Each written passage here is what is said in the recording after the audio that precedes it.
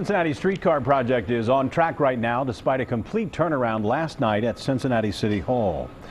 Good evening, everybody. New Mayor John Cranley campaigned against the Cincinnati streetcar and won the mayor's race by a very wide margin. So now what? Well, work on that $133 million project went on today despite Cranley's victory and new faces on city council who also campaigned to derail it. What's in store for the controversial project? Can the city afford to put the brakes on now? Local 12 News reporter Joe Webb went looking for answers. Streetcar work continued along Elm Street today, with rails now strung from 12th to Liberty. The work on 2nd Street near Great American Ballpark is also part of the project. Workers tell us they came to work not knowing what the fallout would be from last night's election. They were told to keep laying track. The soon-to-be new mayor is incensed.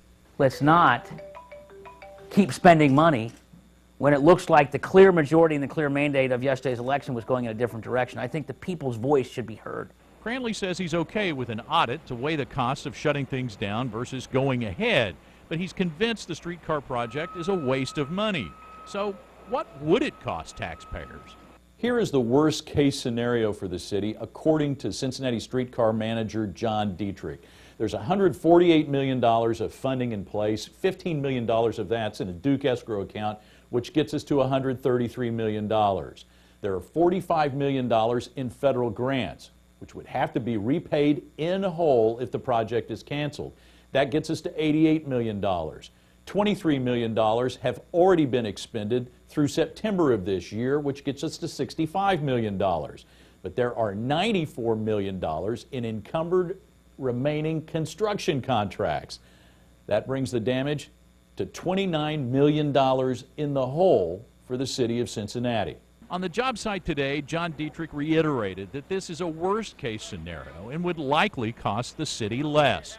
If we're given the orders to shut the project down, it shouldn't be anything like that, but we don't know. I mean, the point is we really don't know what it's going to cost to shut it down. Or if and when that order might ever come. The city is navigating uncharted waters. This would be a first. It's embarrassing, I suppose, but it's a totally unprecedented situation. Never happened before that I know of. So as of today, the streetcar project is moving ahead. But it's clear it has some staunch enemies that just got a whole lot more powerful. In Over the Rhine, Joe Webb, Local 12 News. Now, John Cranley said this afternoon he will contact President Obama's staff to see if the $45 million federal grant can be repositioned for use somewhere else in the city. We want to know what you think about the future of the streetcar project. You can join the discussion now on the Local 12 Facebook page.